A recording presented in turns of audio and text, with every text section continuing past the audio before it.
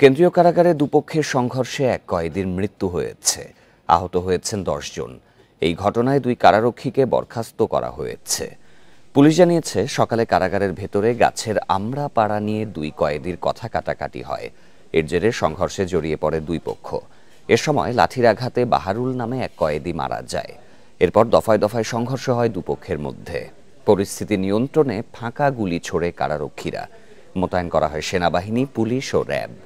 এদিকে ঘটনা তদন্তে জেলা প্রশাসনের পক্ষ থেকে তদন্ত কমিটি গঠন করা হয়েছে।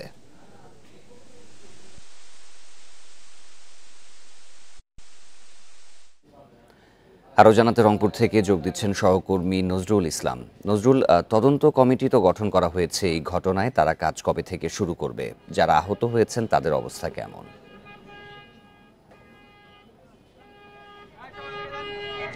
মূলত আসলে সকাল ৮টার ঘটনা। আপনি নিশ্চয়ই জানেন যে রংপুর কেন্দ্রীয় কারাগারে একটি কয়েদিকে মারার ঘটনা, অর্থাৎ মেরে ফেলার অভিযোগ করা হচ্ছে। মারা যাওয়ার ঘটনা কেন্দ্র করে কিন্তু আজকের এই যে উত্তাপ আপনি নিশ্চয়ই দেখতে পাচ্ছেন, যেখানে সেনাবাহিনী, র্যাব, পুলিশের লোকজন কিন্তু এখানে অর্থাৎ অবস্থান করছেন। ইতিমধ্যে আমরা দেখেছি যে রংপুর কেন্দ্রীয় কারাগারের ভিতরে কিন্তু বিভাগীয় কমিশনার, জেলা প্রশাসক, অর্থাৎ সেনাবাহিনীর জিওসি আর কি, তিনি অর্থাৎ অবস্থান করছেন। তারা এই ঘটনাকে কেন্দ্র করে যে কারারক্ষী ২ জন কর্মকর্তা রয়েছেন, অর্থাৎ একজন শাহজাহান, মোতালেব, ২ জনকে সাময়িক বরখাস্ত করেছেন।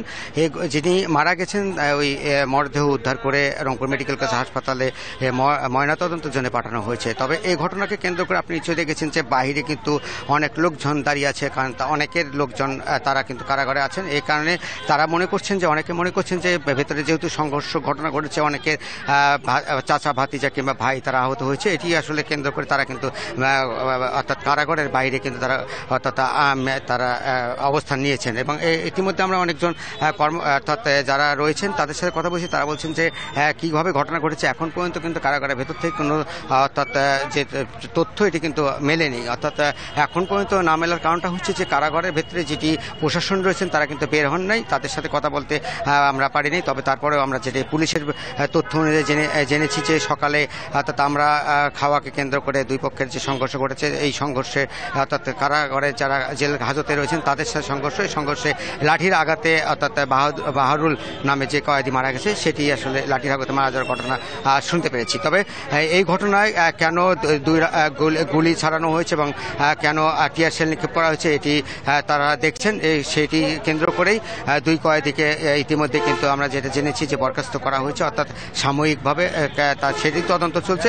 তদন্ত যদি উঠে আসে যে কয়েদি যারা কারারক্ষী রয়েছেন তারাই তাদেরকে মেরে ফেলছেন কিংবা তাদের ভিতরে সংঘর্ষ ঘটনা ঘটেছে, সেটি আসলে দেখার পরে হয়তো বা সেটি মামলাও হতে পারে, এটি আসলে বলা হচ্ছে জেলা প্রশাসনের পক্ষ থেকে। আমি জেলা প্রশাসনকে একটু আগে কথা বলেছি, তিনি যেমনটি জানিয়েছেন যে কারাগারের ভেতরে তারা রয়েছেন, কারাগার থেকে বের হয়ে গণমাধ্যমের কর্মীর সঙ্গে কথা বলবেন। গণমাধ্যম কর্মীদের তারা আসল ঘটনা বা রহস্য কী ঘটনা সেটি কিন্তু তারা জানাবেন, এটি আসলে বলছেন। তবে এখন পর্যন্ত কিন্তু আমরা তার কারাগারের ভেতরে যে উদ্ভূত পরিস্থিতি সেটি কিন্তু যে নিয়ন্ত্রণ নিয়েছেন পুলিশ প্রশাসন এবং সেনাবাহিনী, সেটি কিন্তু আমরা এখন পর্যন্ত সেটি জানছি না, অর্থাৎ এখন পর্যন্ত তারা বলছেন না আমাদের কাছে। তবে আপনি নিশ্চয়ই জানেন যে সকালে যে ঘটনাটি ঘটেছে, এই ঘটনার পরিপ্রেক্ষিতে কিন্তু সেনাবাহিনী, র্যাব, পুলিশ, অতিরিক্ত পুলিশ সেখানে মোতায়েন করা হয়েছে এবং এখানকার স্থানীয় থানা পুলিশ কিন্তু সেখানে এসেছিলেন, তারাও কিন্তু ভেতরে আছেন, প্রবেশ করেছেন এবং স্থানীয় পুলিশের যিনি ঊর্ধ্বতন কর্মকর্তারা তারাও কিন্তু ভেতরে আছেন। আপনারা নিশ্চয়ই জানেন যে আমরা কিন্তু কারাগারের বাহিরে কিন্তু অবস্থান করছি,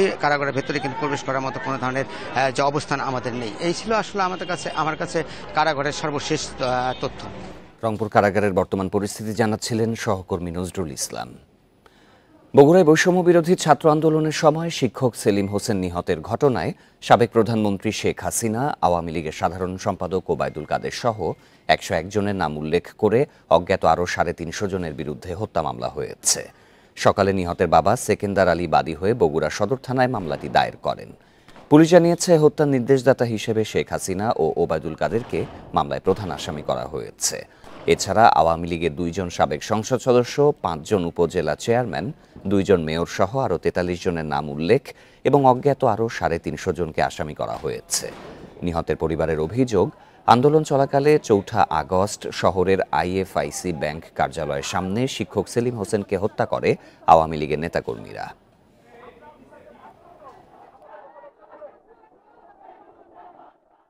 নিউমার্কেট থানার হত্যা মামলায় গ্রেপ্তার সাবেক সেনা কর্মকর্তা জিয়াউল আহসানকে 10 দিনের রিমান্ডে নিতে আবেদন করা হয়েছে। এর আগে 6 আগস্ট শীর্ষ পদগুলোতে বড় রদবদল আনে সেনাবাহিনী। তখনই বরখাস্ত হন major general Ziaul. National telecommunication monitoring centre NTMCর মহাপরিচালকের দায়িত্বে ছিলেন তিনি। ওই পদে থাকার সময় ফোনে আড়িপাতা সহ মানবাধিকার লঙ্ঘনের অভিযোগ ওঠে তার বিরুদ্ধে। 2009 সালে ছিলেন র্যাব 2-এর উপ অধিনায়কের দায়িত্বে। সে বছরই লেফটেন্যান্ট কর্নেল পদোন্নতি পেয়ে র্যাব সদর দপ্তরের গোয়েন্দা শাখার পরিচালক নিযুক্ত হন এই সেনা কর্মকর্তা।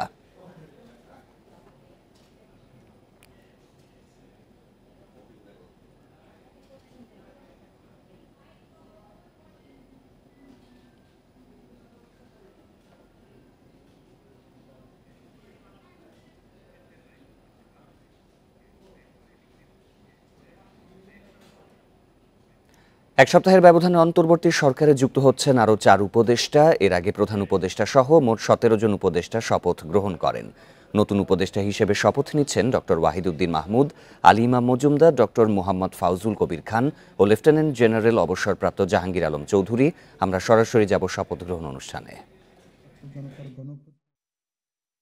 গণঅভ্যুত্থানে সকল শহীদের প্রতি গভীর শ্রদ্ধা জ্ঞাপন করছি এবং তাঁদের বিদেহী আত্মার মাগফিরাত কামনা করছি। এখন শহীদের স্মরণে সকলকে দাঁড়িয়ে 1 মিনিট নীরবতা পালনের জন্য বিনীত অনুরোধ জানাচ্ছি।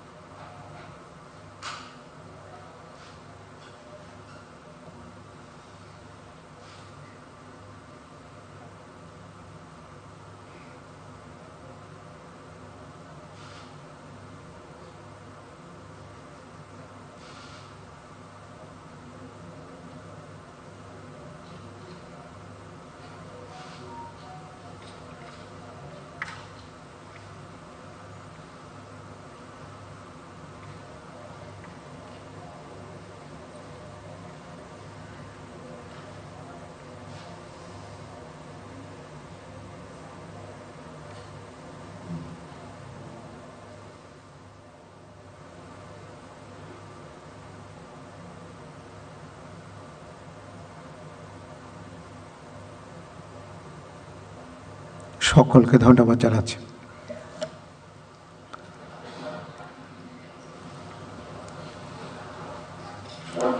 অনুষ্ঠানের শুরুতে পবিত্র কোরআন থেকে তেলাওয়াত করবেন মাওলানা মোহাম্মদ সাইফুল কবির, পেশ ইমাম, বঙ্গভবন জামে মসজিদ।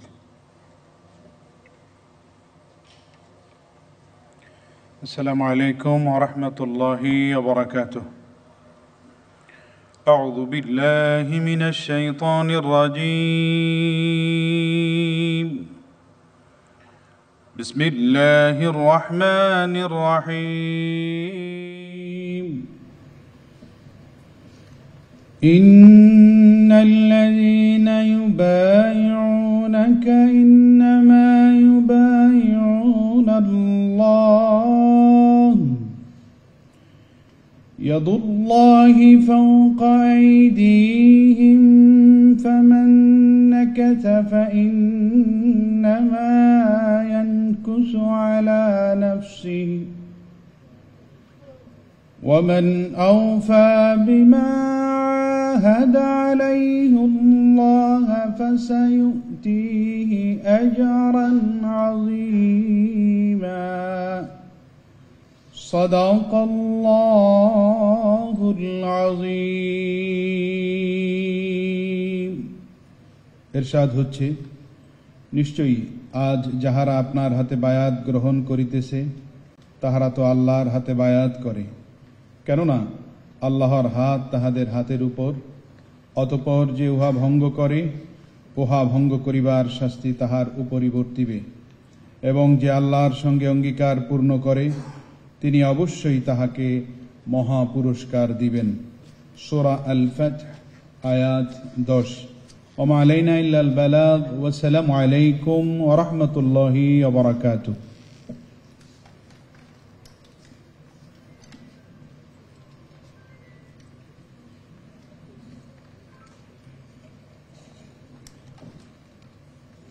সম্মানিত সুধীবৃন্দ, মহামান্য রাষ্ট্রপতি আজ পয়লা ভাদ্র 1431 16 আগস্ট 2024 তারিখে গণপ্রজাতন্ত্রী বাংলাদেশের অন্তর্বর্তীকালীন সরকারের উপদেষ্টা হিসাবে জনাব ওয়াহিদুদ্দিন মাহমুদ, জনাব আলী ইমাম মজুমদার, জনাব মোহাম্মদ ফাউজুল কবির খান এবং লেফটেন্যান্ট জেনারেল মোহাম্মদ জাহাঙ্গীর আলম চৌধুরী অবসরপ্রাপ্তকে নিয়োগ দান করেছেন।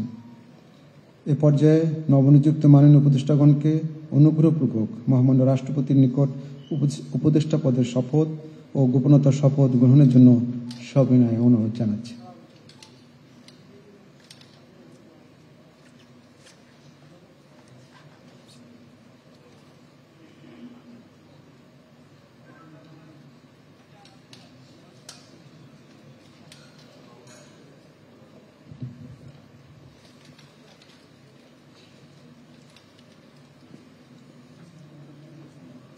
অনুগ্রহপূর্বক মাননীয় উপদেষ্টাগণকে শপথ পাঠ করানোর জন্য মহামান্য রাষ্ট্রপতিকে বিনীত অনুরোধ জানাচ্ছি।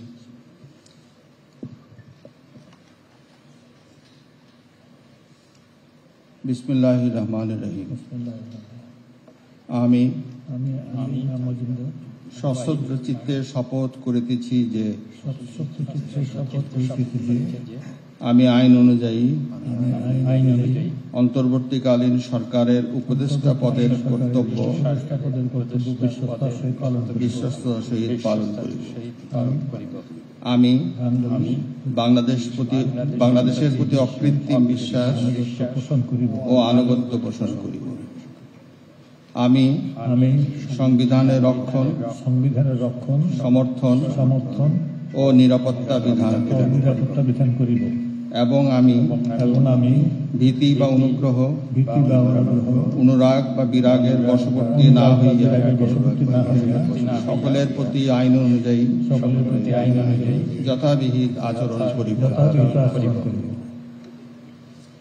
এবারে মাননীয় উপদেষ্টাগণকে গোপনতার শপথ পাঠ করানোর জন্য মহামান্য রাষ্ট্রপতিকে বিনীত অনুরোধ জানাচ্ছি। আমি সশ্রদ্ধ চিত্তে শপথ করিতেছি যে অন্তর্বর্তীকালীন সরকারের উপদেষ্টা রূপে যে সকল বিষয় আমার বিবেচনার জন্য আনিত হইবে বা যে সকল বিষয় আমি অবগত হইব তাহা উপদেষ্টা রূপে যথাযথভাবে আমার কর্তব্য পালনের প্রয়োজন ব্যতীত প্রত্যক্ষ বা পরোক্ষভাবে কোনো ব্যক্তিকে জ্ঞাপন করিব না বা কোনো ব্যক্তির নিকট প্রকাশ করিব না। মাননীয় উপদেষ্টাগণকে উপদেষ্টা পদের শপথ ও গোপনতার শপথ স্বাক্ষর করার জন্য এবং স্বাক্ষর শেষে নির্ধারিত আসন গ্রহণ করার জন্য বিনীত অনুরোধ জানাচ্ছি।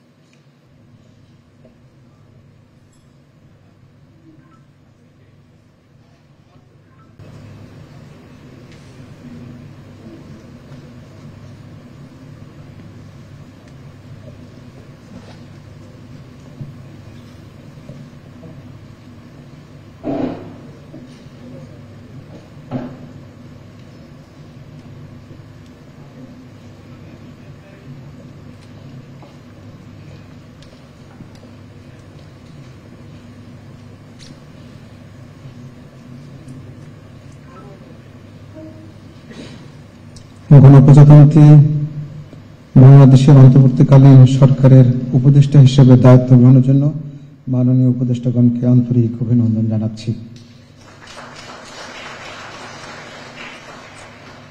এখন আমি শপথ গ্রহণ অনুষ্ঠানের সমাপ্তি ঘোষণার জন্য মহামান্য রাষ্ট্রপতির সানুগ্রহ অনুমতি প্রার্থনা করছি। মহামান্য রাষ্ট্রপতির সানুগ্রহ অনুমতিক্রমে উপস্থিত সকলকে আন্তরিক ধন্যবাদ ও কৃতজ্ঞতা জানিয়ে শপথ গ্রহণ অনুষ্ঠানের সমাপ্তি ঘোষণা করছি এবং সবাইকে আপ্যায়নে অংশগ্রহণের জন্য সাদর আমন্ত্রণ জানাচ্ছি। সকলকে ধন্যবাদ। খোদা হাফেজ। অন্তর্বর্তী সরকারের নতুন 4 জন উপদেষ্টার শপথ গ্রহণ অনুষ্ঠানের অংশবিশেষ দেখছিলেন। সিরাজগঞ্জ, ফেনী এবং ফরিদপুরের পাড়া মহল্লা সড়ক ও স্কুল কলেজের দেয়ালে রং তুলিতে আঁকা হচ্ছে নানা ছবি ও স্লোগান। বৈষম্য বিরোধী আন্দোলনের বিভিন্ন ঘটনা তুলে ধরা হচ্ছে এসব দেয়াল চিত্রে। সাম্প্রদায়িক সম্প্রীতি, দেশের ইতিহাস ও ছাত্র আন্দোলনের উত্তাল দিনগুলোর চিত্র ফুটিয়ে তোলার চেষ্টা করা হয়েছে এসব গ্রাফিতির মাধ্যমে। সিরাজগঞ্জের শিক্ষার্থীরা চাঁদা তুলে বিভিন্ন গ্রুপে ভাগ হয়ে এই কাজ করছে। শুধু গ্রাফিতি নয়, সড়কে যানজট নিরসনে ট্রাফিকের ভূমিকাও পালন করছে শিক্ষার্থীরা। পাশাপাশি গাছ লাগাচ্ছে সড়কে। ফেনীতে দেয়ালে দেয়ালে রং তুলির আঁচড়ে ফুটে উঠেছে রাষ্ট্র সংস্কারে তরুণদের ভাবনা। কেউ ফুটিয়ে তুলছেন উদ্যমী প্রতিবাদ, কেউ আবার ফুটিয়ে তুলছেন বৈষম্য বিরোধী ছাত্র আন্দোলনে নিহত আবু সাঈদ, মুগ্ধ এবং ফেনী শ্রাবণের বীরত্ব গাথা। ফরিদপুরে নতুন সরকারের কাছে আগামীর প্রত্যাশা তুলে ধরেছে শিক্ষার্থীরা। আমাদের এই গ্রাফিতির মূল থিমটা হচ্ছে আসলে স্বাধীনতার সুখ আর কি। তো এই কথার মধ্যে আমরা আসলে জিনিসটার মিনিং বুঝতে পারি। স্বাধীনতার এই যে সুখগুলো আমরা আসলে দেয়ালে দেয়ালে ছড়াই দিতে চাই। যারা দুর্নীতিটা আসলে করেছে তারাই যাতে সামনের বার আরো সচেতন হয়, যাতে তারা রাস্তায় বের হলে আমাদের এই লেখালেখিগুলো দেখতে পারে। এখানে যারা আন্দোলনে শহীদ হয়েছে তাদের অনেক রক্ত ঝরেছে এবং তারা অনেক শ্রম দিয়েছে। এই রক্তের কারণে আরো অনেক মানুষ উদ্বুদ্ধ হয়েছে। চট্টগ্রাম মহানগরের 16টি থানার পুলিশ এখনও মাঠে নামতে পারেনি। তবে কয়েকদিন থেকে দাপ্তরিক কাজ করছে নিয়ম করে। সীমিত পরিসরে মাঠে আছে ট্রাফিক পুলিশও। শিক্ষার্থীরা সব ধরনের সহযোগিতা নিয়ে মাঠে থাকায় পুলিশের মনোবল বাড়ছে দাবি তাদের। থানাগুলো যেন ধ্বংসস্তূপ, ভবনের সামনে পোড়া গাড়ির সারি। এর মধ্যেই চট্টগ্রাম মহানগরের 16 থানায় চলছে দাপ্তরিক কাজ। তবে এখনও মাঠে নামেনি পুলিশ। এদিকে সীমিত পরিসরে কয়েকদিন ধরে সড়ক ব্যবস্থাপনায় কাজ করছে ট্রাফিক পুলিশ। নগরীর 10টি স্পটে ট্রাফিক কার্যক্রম পরিচালনায় দেখা মিলেছে তাদের। সঙ্গে কাজ করছে শিক্ষার্থীরাও। পুলিশের কাজে ফেরাকে স্বাগত জানিয়ে দুর্নীতি থেকে বেরিয়ে আসার আহ্বান তাদের। ছাত্ররা অলওয়েজ ছিল, থাকবে। স্যারদের সাথে আমাদের কোনো মতবিরোধ নেই, কোনো কিছু নেই। আজ থেকে আমরা সবাই একসাথে কাজ করব, দেশের সংস্কারে এগিয়ে চলব। রাস্তায় রাস্তায় যেসব সিন্ডিকেট চলছে, যেসব জবরদখল চলছে, এই জবরদখলগুলো যাতে আমরা আবার রুখে দিতে পারি, এই কাজটা আগে আমরা পুলিশের কাছে আহ্বান জানাবো। নিরাপত্তা নিয়ে শঙ্কা কাটিয়ে কাজে ফিরতে শিক্ষার্থী সহ সব শ্রেণীর মানুষের সহযোগিতা প্রয়োজন বলছেন পুলিশ সদস্যরা। পুলিশ সারা জীবনই জনগণের বন্ধু হয়ে থাকতে চায় এবং এই জিনিসটা তাদের উদ্যমের মাধ্যমে আমাদেরকে আরো বেশি উদ্যমী করেছে। তারা যে আমাদেরকে বরণ করে নিয়েছে, ভবিষ্যতে আরো কাজটা যেন আমরা ভালোভাবে করতে পারি। নিরাপত্তা নিশ্চিতে বিভিন্ন থানায় এখনও মোতায়েন আছে সেনা সদস্য। কয়েকদিনের মধ্যে পরিস্থিতি পুরোপুরি স্বাভাবিক হবে আশা পুলিশ কমিশনারের। ছাত্ররা এবং সাধারণ মানুষ তারা একবার মানে আমাদেরকে ওয়েল জানিয়েছে। আমাদেরকে তারা অনেক জায়গায় দেখলাম তারা ফুল দিয়ে শুভেচ্ছা জানিয়েছে এবং তারা একটা স্বস্তির নিঃশ্বাস ফেলেছে। গত 5 আগস্ট রাতে হামলা থেকে বাঁচতে পুলিশ শূন্য হয়ে পড়ে মহানগরের সব থানা। এর মধ্যে 6 থানায় আগুন ধরিয়ে দেওয়া সহ বেশিরভাগ থানায় ভাঙচুর ও লুটপাট চালানো হয়। আলমগীর সবুজ, ইন্ডিপেন্ডেন্ট নিউজ, চট্টগ্রাম। এ বিষয়ে আরো জানাতে চট্টগ্রাম থেকে যোগ দিচ্ছেন সহকর্মী আব্দুল্লাহ রাকিব।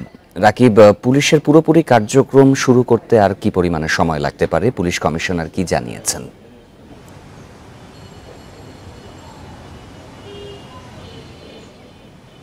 চট্টগ্রামের যে 16টি থানা রয়েছে চট্টগ্রাম মহানগরী এলাকায়, সেই 16টি থানার মধ্যে আমরা দেখেছি গত 5ই আগস্ট প্রায় 8টি থানা এবং 8টি পুলিশ বক্স সবচেয়ে বেশি ক্ষতিগ্রস্ত হয়েছে। কমবেশ সবগুলো থানা এবং সবগুলো পুলিশ বক্সই ক্ষতিগ্রস্তের শিকার হয়েছিল, হামলা, ভাঙচুর, লুটপাট। তবে এখন দেখছি আমরা গত সপ্তাহে যে পুলিশ কাজে যোগদান করেছে এবং যোগদানের পরবর্তীতে প্রথম কয়েকদিন একটু ঢিমেতাল ছিল বা অনেক পুলিশ সদস্য কাজে যোগ দেয়নি। তবে গতকাল সর্বশেষ স্বরাষ্ট্র উপদেষ্টার একটি নির্দেশনা ছিল বৃহস্পতিবার মধ্যে কাজে যোগ দেওয়া। আমরা দেখেছি প্রায় সব থানা এবং সব ফাঁড়ি এবং পুলিশের অন্যান্য যে ইউনিটগুলো আছে সব জায়গাতে প্রায় 100% পুলিশই যোগদান দিয়েছে। এর মধ্যে পুলিশ কমিশনার যেটি বলছেন, তারা 100% কাজ শুরু করেছেন। তারা যে সীমিত কার্যক্রম রয়েছে, অর্থাৎ তাদের অন্যান্য যে থানাগুলো ক্ষতিগ্রস্ত হয়েছে সেই থানাগুলো তারা থানার প্রাঙ্গণের বাইরে বসে আসলে তারা সেবা দেওয়ার চেষ্টা করছেন এবং যারা সেবা প্রার্থী আসছেন তাদের সাথে তারা আগে যেভাবে সেবা দিতে চাচ্ছে সেই সেবার পরিধিতে আরও বেশি বিস্তার করতে চাচ্ছেন এবং তারা যারা সেবা প্রার্থী আসছেন তারা বলছেন তারাও সেবা পাচ্ছেন এবং আগামী দিনে এই সেবাটা আরও বাড়বে। একই সাথে আমরা দেখছি যে থানাগুলোতে যে স্থাপনাগুলো ক্ষতিগ্রস্ত হয়েছে, যে আসবাবপত্রগুলো ক্ষতিগ্রস্ত হয়েছে, সেখানে সাধারণ মানুষ বা এলাকার মানুষ সেই আসবাবপত্র তারাও কিছু কিছু দেওয়ার চেষ্টা করছেন থানাগুলোতে। তবে এখন প্রাথমিকভাবে পুলিশ কমিশনার যেটি বলছেন, তারা টহলটাকে একটু জোরদার করতে যাচ্ছেন, যেহেতু সেনাবাহিনী আছে সেই সেনাবাহিনীর সেনাবাহিনীর সহায়তা তারা টহলগুলো জোরদার করছেন এবং যেহেতু গাড়ির সংকট রয়েছে সেই গাড়ির সংকট মোকাবেলায় তারা কিছু গাড়ি রিকুইজিশনও করেছেন। সেই গাড়িগুলোর মধ্যে প্রধান সড়কগুলো আপাতত তারা নজরদারিতে আনার চেষ্টা করছেন। একই সাথে থানায় যে জিডি কার্যক্রম এবং মামলার যে কার্যক্রমগুলো সেগুলো তারা চালিয়ে ওঠার চেষ্টা করছেন। তো সব মিলিয়ে বলা যায় চট্টগ্রামে যে থানার যে কার্যক্রমগুলো আছে, পুলিশের যে সেবা কার্যক্রম সেটি চলমান রয়েছে এবং পুলিশ সদস্যরা যারা কাজে ফিরেছেন, শতভাগ যারা কাজ করছেন, তারাও চেষ্টা করছেন সেবা প্রার্থীদের সেবা নিশ্চিত করতে। চট্টগ্রামে পুলিশের কার্যক্রমের খবর জানাচ্ছিলেন সহকর্মী। চাঁদপুরের হাজীগঞ্জে আজাদ সরকারকে কুপিয়ে হত্যার ঘটনায় একজনকে গ্রেপ্তার করা হয়েছে। এর আগে বুধবার দুপুরে হাজীগঞ্জ থানায় 40 জনকে আসামি করে মামলা করেন নিহতদের ছেলে। মামলায় 13 জনের নাম উল্লেখ সহ অজ্ঞাত আরও 25 জনকে আসামি করা হয়। ভুক্তভোগীরা জানান 4 আগস্ট বৈষম্য বিরোধী ছাত্র আন্দোলনের সময় নিজ বাড়ির সামনে আজাদ সরকারকে কুপিয়ে গুরুতর আহত করে দুর্বৃত্তরা। ওই দিন রাতেই কুমিল্লার একটি হাসপাতালে মারা যান তিনি। পুলিশ বলছে মামলার বাকি আসামিদের গ্রেপ্তারে অভিযান অব্যাহত রয়েছে।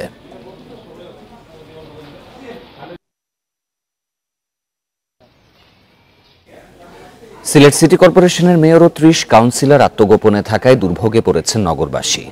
গত 5 আগস্টের পর থেকে তাদের অনুপস্থিতিতে নগর ভবনের কার্যক্রমে এসেছে স্থবিরতা। প্রধান নির্বাহী কর্মকর্তা জানিয়েছেন, জনপ্রতিনিধিদের ছাড়া যেসব সেবা দেয়া সম্ভব তা দেওয়ার চেষ্টা করছেন কর্মকর্তারা। ছাত্র জনতার আন্দোলনের মুখে শেখ হাসিনার পদত্যাগ ও দেশ ছাড়ার পর সিলেট সিটি কর্পোরেশনে হামলা চালায় দুর্বৃত্তরা। এরপর থেকে সিটি মেয়র আনোয়ারুজ্জামান চৌধুরী সহ 30 ওয়ার্ড কাউন্সিলর গেছেন আত্মগোপনে। জনপ্রতিনিধিদের অনুপস্থিতিতে জন্ম ও মৃত্যু সনদ ও নাগরিক সনদের মতো গুরুত্বপূর্ণ সেবা পাচ্ছেন না নগরবাসী। এতে নানা বিড়ম্বনায় পড়েছেন তারা। কাউন্সিলর না থাকলে তো কত প্রবলেম, চলাফেরও প্রবলেম, কাগজ লেগে গেলে আপনি কাগজ হইতে না। আমার যদি আজকে একটা নাগরিকত্ব সনদপত্র দরকার পড়ে, সিগনেচার দরকার পড়ে, আমার সিটি কর্পোরেশন মেয়র নাই, আমার ইউনিয়ন পরিষদ সেখানে চেয়ারম্যান নাই, সেখানে মেম্বার নাই, আমি কোথায় যাব? জনপ্রতিনিধিদের অনুপস্থিতিতে কিছু কার্যক্রম ব্যাহত হওয়ার কথা উল্লেখ করে অন্যান্য সেবা দেওয়ার কথা জানিয়েছেন প্রধান নির্বাহী কর্মকর্তা। মেয়র মহোদয়ের কাছে আসলে সব কাজ মানে আর্থিক ফাইল বা ইয়ে ছাড়া সব কাজও কিন্তু মেয়র মহোদয়, যেসব সেবা পাবলিক রিলেটেড ম্যাক্সিমাম সেবাই কিন্তু শাখা বা বিভাগীয় পর্যায়ে হয়ে থাকে এবং সেই অনুযায়ী কিন্তু আমরা আমাদের স্বাভাবিক কার্যক্রম চালিয়ে যাচ্ছে। আমরা আশা করছি মন্ত্রণালয় থেকে কোনো নির্দেশনা পেলে আমরা এই বিষয়গুলো আর একটু বেশি স্পষ্ট হতে পারব। দ্রুত স্বাভাবিক কার্যক্রম চালুর দাবি নগরীর 42টি ওয়ার্ডের 10 লাখ বাসিন্দার। এদিকে মেয়র কাউন্সিলরদের পদত্যাগের দাবি জানিয়েছে বৈষম্য বিরোধী ছাত্র আন্দোলন। Independent news. কর্মস্থলে অনুপস্থিত রাজশাহী সিটি কর্পোরেশনের 90% জনপ্রতিনিধি। এতে ব্যাহত হচ্ছে নাগরিক সেবা। কর্মকর্তারা বলছেন, সিটি কর্পোরেশনের কার্যক্রম স্বাভাবিক করার চেষ্টা করছেন তারা। রাজশাহী নগর ভবন থেকে শুরু করে ওয়ার্ড কাউন্সিলর কার্যালয় সবই পরিণত হয়েছে ধ্বংসস্তূপে। 5 আগস্ট পরবর্তী পরিস্থিতিতে আত্মগোপনে সিটি মেয়র থেকে শুরু করে বেশিরভাগ ওয়ার্ড কাউন্সিলর। উদ্ভূত পরিস্থিতিতে কাঙ্ক্ষিত সেবা থেকে বঞ্চিত নগরবাসী। বন্ধ নাগরিকত্ব, জন্ম নিবন্ধন, মৃত্যু সনদ সহ 12 ধরনের সেবা। এখন কোনো অবস্থাতে কোথাও তাদের খুঁজে পাওয়া যাচ্ছে না এবং নাগরিক সেবা কিন্তু জনগণ পাচ্ছে না। জন্ম সনদ, টিকা সনদ, জন্ম নিবন্ধন যাবতীয় কার্যক্রমগুলো মানে বিগত কয়েকদিন যাবৎ বন্ধ থাকার কারণে আমরা দুর্ভোগে পড়েছি। 90% বেশি জনপ্রতিনিধি কর্মস্থলে অনুপস্থিত থাকলেও সিটি কর্পোরেশনের কর্মকর্তারা বলছেন, কার্যক্রম স্বাভাবিক করার চেষ্টা চালাচ্ছেন তারা। সার্বিকভাবে আমি যতটা এই অবস্থা থেকে হতাশ হয়েছিলাম, আমি এখন আশাবাদী হচ্ছি যে আমরা পুনর্গঠনে কর্পোরেশনকে স্বাভাবিক অবস্থায় ফিরিয়ে নেওয়া যাওয়ার জন্য আমরা হয়তো ইনশাল্লাহ সক্ষম হব। জেলা প্রশাসক বলছেন, জনপ্রতিনিধিরা কর্মস্থলে না ফিরলে সংশ্লিষ্ট মন্ত্রণালয়কে জানানো হবে। এর ভিত্তিতে নেওয়া হবে প্রয়োজনীয় ব্যবস্থা। নাগরিক সেবা পুনরুদ্ধারের জন্য আমাদের সরকারের দিক থেকে যে নির্দেশনা রয়েছে সেই নির্দেশনা প্রতিপালন করে আমাদের সম্মানিত জনপ্রতিনিধিরা কাজে ফিরে আসবেন এবং দীর্ঘ সময় যদি কেউ অনুপস্থিত থাকেন তাহলে সেই বিষয়টি দৃষ্টি আকর্ষণ করে আমরা সংশ্লিষ্ট মন্ত্রণালয়ে চিঠি লিখব। মেয়রের পাশাপাশি রাজশাহী সিটি 30টি ওয়ার্ডের মধ্যে 26 জন ওয়ার্ড কাউন্সিলরই আওয়ামী লীগ সমর্থিত। Mustafizur Rahman, independent news, Rajshahi. এদিকে খুলনাতেও বেশিরভাগ জনপ্রতিনিধি আত্মগোপনে থাকায় ব্যাহত হচ্ছে নাগরিক সেবা কার্যক্রম। আরও জানাতে খুলনা থেকে যোগ দিচ্ছেন সহকর্মী অভিজিৎ পাল। অভিজিৎ, খুলনা সিটি কর্পোরেশনবাসী কি নাগরিক সেবা থেকে বর্তমানে বঞ্চিত হচ্ছেন? জেলা প্রশাসক কোনো উদ্যোগ নিয়েছে কি এই ব্যাপারে?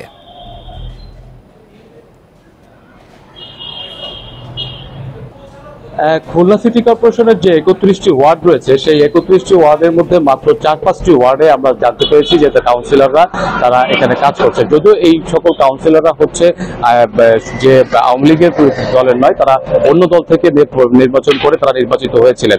সেই সকল কাউন্সিলররা তারা সিটি কর্পোরেশনে অবস্থান করছেন এবং সেই সিটি কর্পোরেশনগুলোর কাজ চলছে।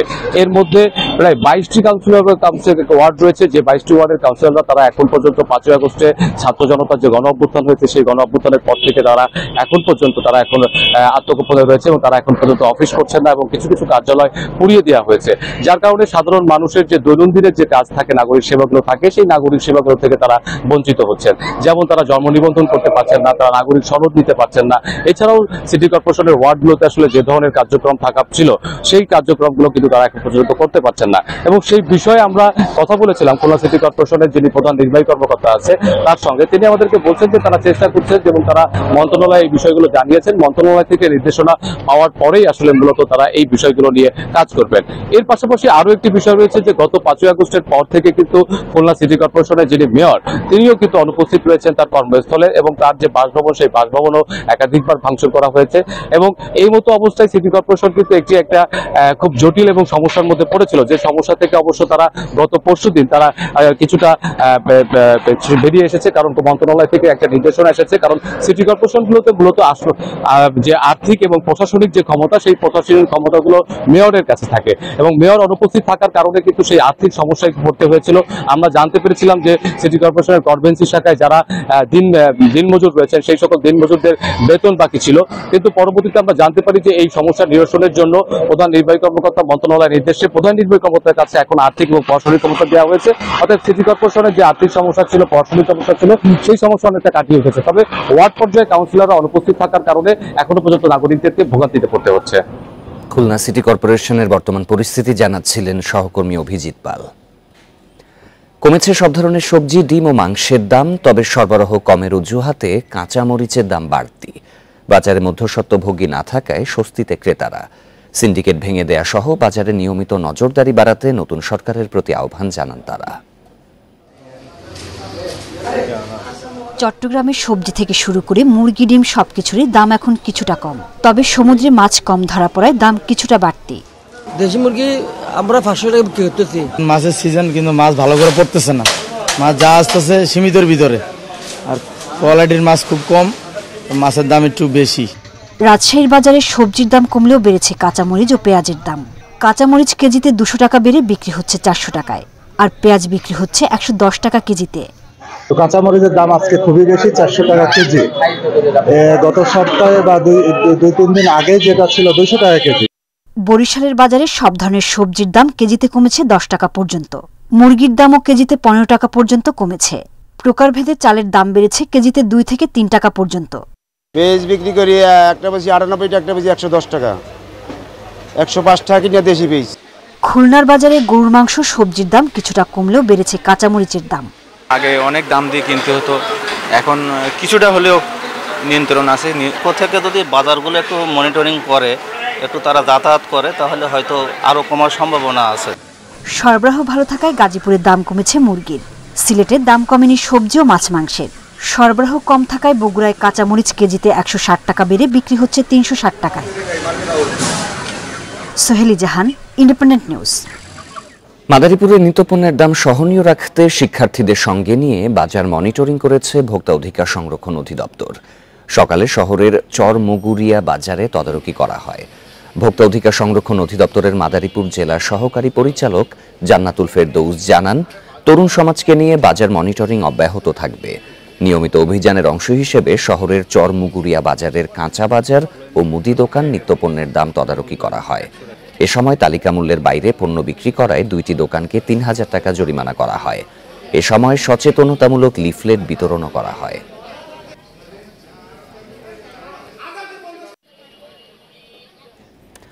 ভরা মৌসুমেও নদী ও সাগরে পর্যাপ্ত ইলিশের দেখা মিলছে না, এতে হতাশ বরিশালের জেলে ও আড়তদাররা। সরবরাহ কম হওয়ায় ইলিশের বাজার চড়া। বর্তমানে খুচরা বাজারে 1 কেজি ইলিশ ১৭৫০ টাকায় বিক্রি হচ্ছে।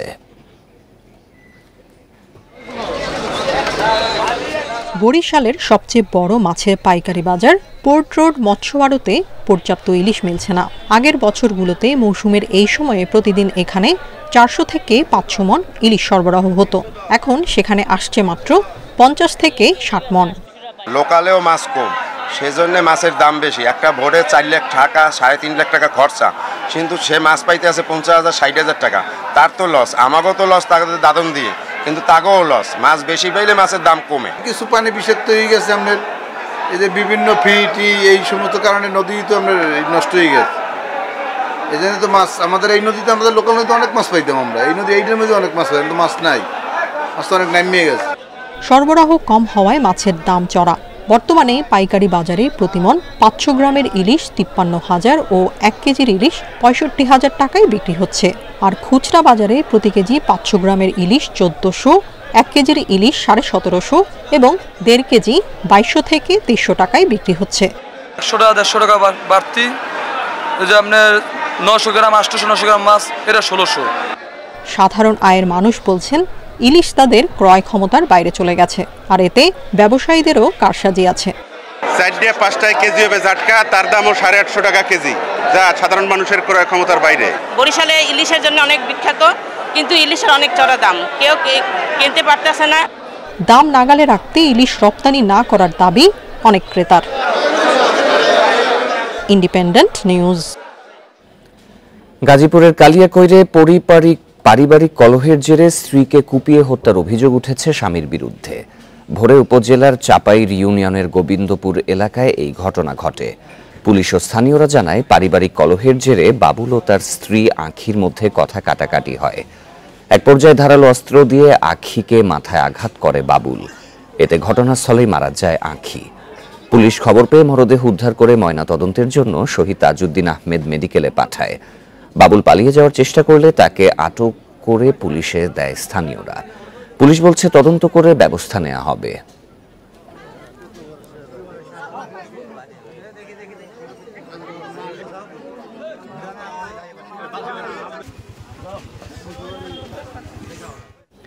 চাঁদপুরে নৌকাডুবির ঘটনায় 2 দিন পর নিখোঁজ নববধূ উম্মে হানিয়া ফাহিমার মরদেহ উদ্ধার করেছে নৌপুলিশ।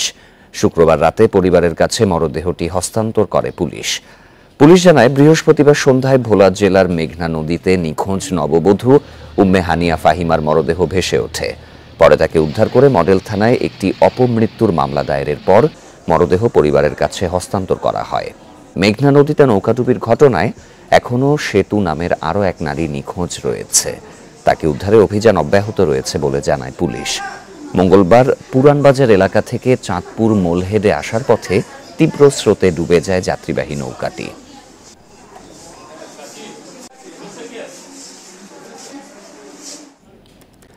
বঙ্গোপসাগরে লঘুচাপের প্রভাবে সারা দেশে রয়েছে বৃষ্টির পূর্বাভাস।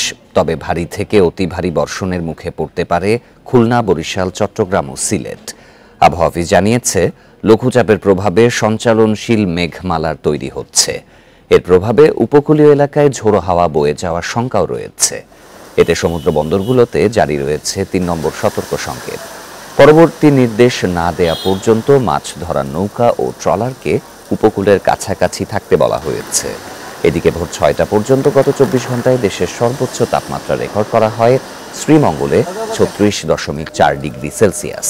এ সময় সর্বোচ্চ বৃষ্টি হয় সিলেটে 61 মিলিমিটার।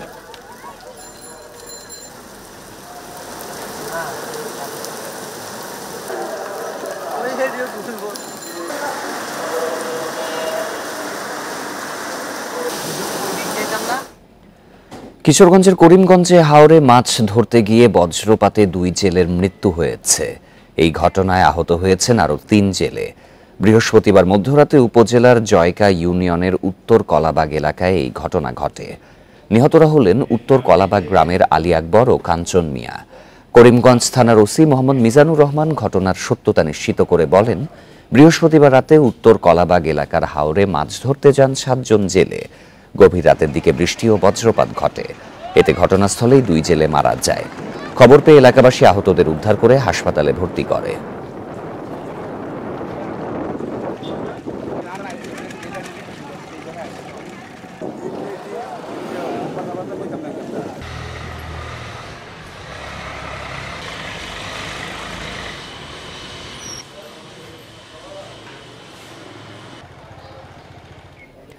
ভাঙনে দিশেহারা 10 আনি যমুনা, ব্রহ্মপুত্র ও তিস্তা পাড়ের মানুষ।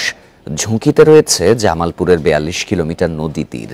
এছাড়া লালমনিরহাটের বাম তীর এলাকাতে ভাঙন চলছে। নদী ভাঙন ঠেকাতে তিস্তাকে ঘিরে সুষ্ঠু পরিকল্পনা নেয়ার দাবি স্থানীয়দের। কয়েক হাত এগুলে 10 আনি নদী গ্রাস করবে জামালপুরের আব্দুর রহিম খানের ভিটা। এর আগে 4 বার ভাঙতে হয়েছে ঘর।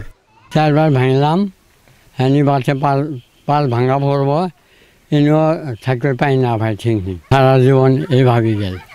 বক্সিগঞ্জের খানপাড়ার মতো জেলায় এখনও ভাঙন ঝুঁকিতে আছে যমুনা, ব্রহ্মপুত্র সহ কয়েকটি নদীর 42 কিলোমিটার এলাকা।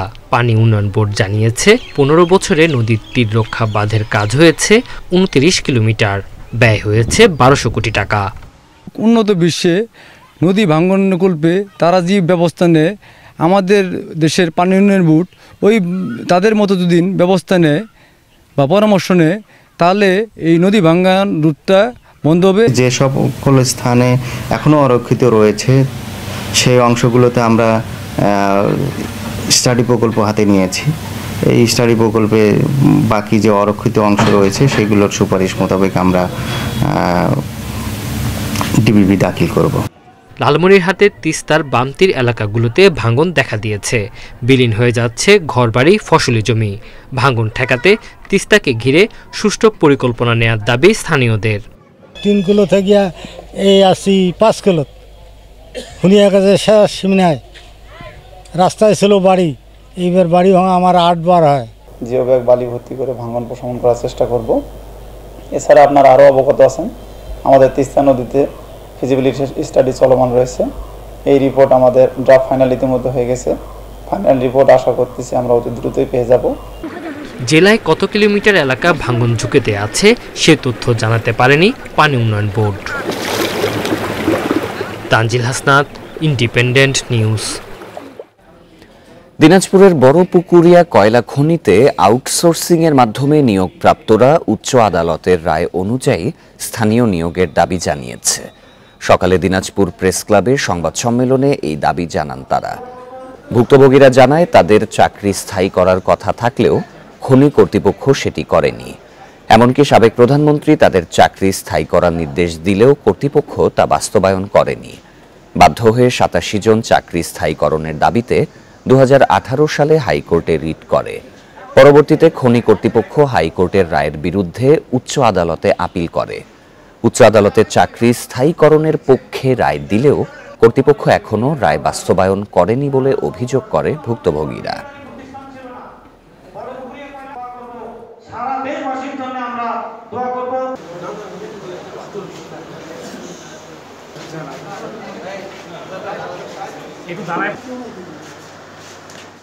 এই ছিল আজকে সমগ্র বাংলাদেশে। আমাদের সব খবরের আরো বিস্তারিত জানতে চোখ রাখুন ফেসবুক, ইউটিউব এবং এক্সে।